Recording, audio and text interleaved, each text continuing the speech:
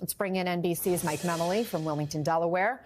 Also with us, national correspondent for Politico, Betsy Woodruff Swan, former federal prosecutor Temidayo Aganga-Williams, and criminal defense attorney and MSNBC legal analyst Danny Savalos. So, Mike, quite a split-screen moment for the president. What can you tell us about President Biden's visit to Wilmington, how Hunter's legal trouble is affecting him, and where this could go from here?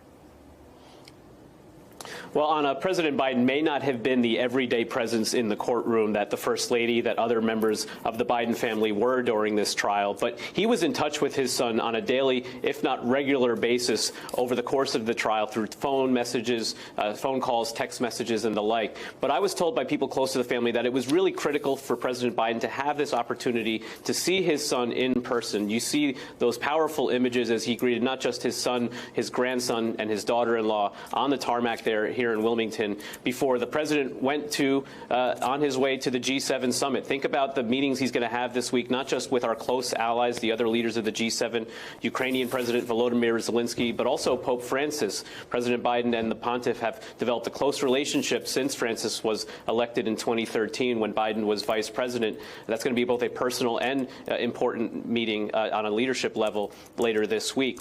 Yesterday, we also saw the president, as the verdict was just hours old, still in Washington, giving an at times emotional address to a gun safety conference. He talked about how those in the audience who had lost loved ones to gun violence had turned their pain into purpose by advocating for stronger laws. That has been a watchword for the Biden family throughout their career. We have seen Biden touched by tragedy in the past. That's been how he has focused on the work ahead, and people close to the family have said they are defiant at this moment. They are very proud of their public service, and as one put it, nothing is going to stop them. Anna, we may see the president reunited with his son just in a few days. The president will be returning from Italy and the G7 summit, traveling to Los Angeles for that fundraiser with President Obama, with George Clooney, but it also happens to be Father's Day weekend, and Hunter will be at his home in Malibu. Anna. I'm sure it will be a very meaningful Father's Day weekend, as they all are, but after something so impactful to a family. Thank you, Mike Memoli. So several jurors have already spoken anonymously about what led to their verdict, guys. A female juror telling USA Today that she did not want to find Hunter Biden guilty because, quote, he needed help. But the evidence led to this guilty verdict. Juror 10 telling our own Katie Tur that he doesn't think Hunter deserves jail time. Take a listen. Do not think jail is what's the right thing for Hunter. If he's sober, staying sober, and that should be his main focus.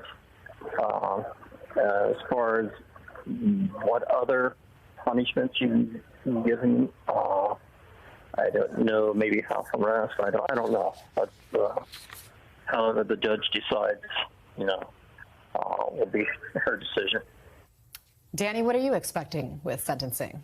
You know, in the last 18 or so hours, I had started to think that perhaps Hunter Biden should prepare for incarceration. Before that, I was thinking, look, I calculated his guidelines at about 15 to 21 months. Someone else may disagree because the parties often disagree on the sentencing guidelines right up until and including at the sentencing hearing. But assuming for the moment he's in the 15 to 21-month category, the judge can go below that sentencing guideline range. The guidelines are not mandatory. And there are arguments that I would make that Hunter Biden should get something like maybe home confinement or even straight probation, which would be a stretch.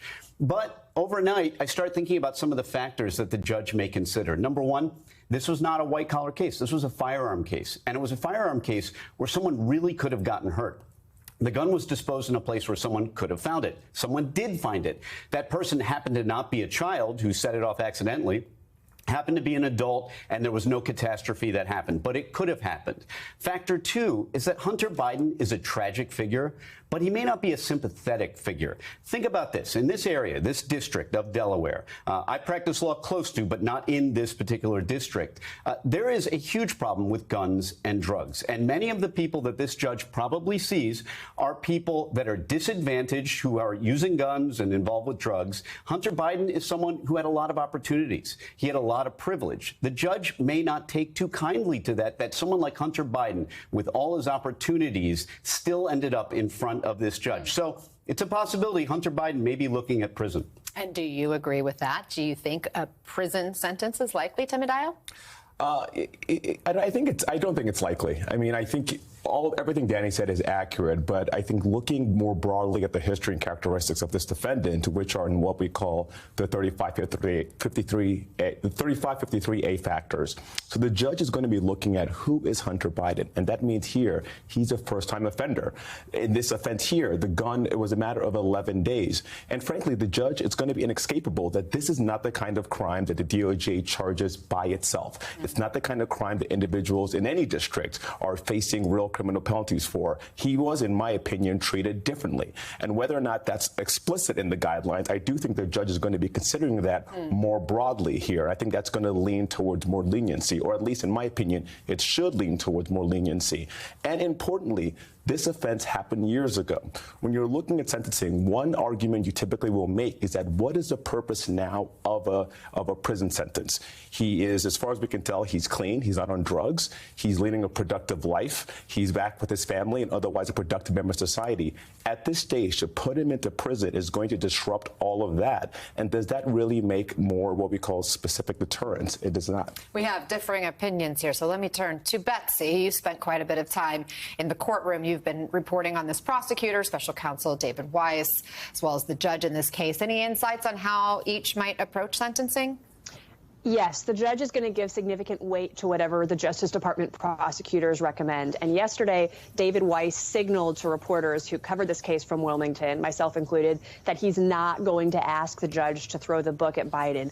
What he said in remarks after the conviction was handed down was, on the one hand, no one, including Hunter Biden, is above the law. At the same time, he said Hunter Biden should not be held more accountable than anybody else would for the crime that he's been convicted of. That seems like a pretty clear sign that Weiss is very much open to recommending a sentence that could be at the lower end of the guidelines or even below what the guidelines suggest. However, there's also a piece of bad news for Hunter Biden.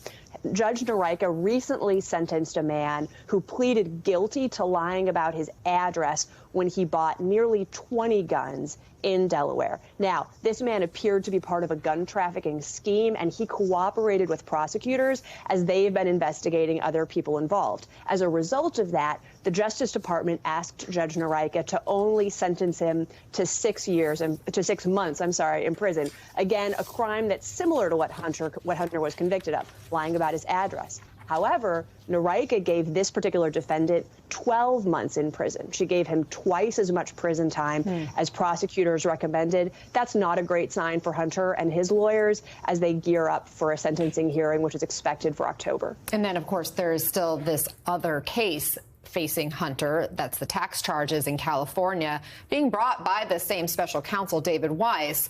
We played part of what he said yesterday about Attorney General Merrick Garland. I want to thank Attorney General Garland for providing the support necessary to fulfill our mission, ensuring that we have the independence to appropriately pursue our investigations and prosecutions. Betsy, that was a key word there, independence. How significant is it that he said he had this independence?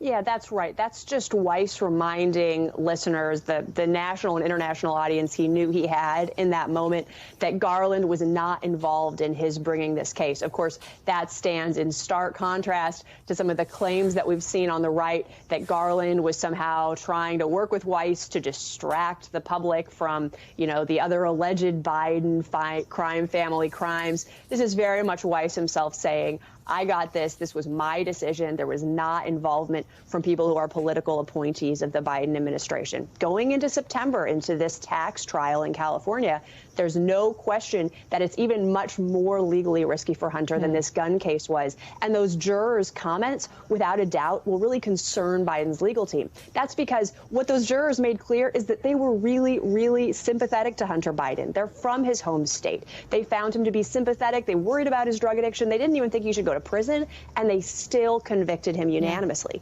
California is going to be different. It's a crime involving more than $1 million. He doesn't have sort of that home field benefit he might have gotten. So this is a concerning day for Biden and his lawyers, no doubt.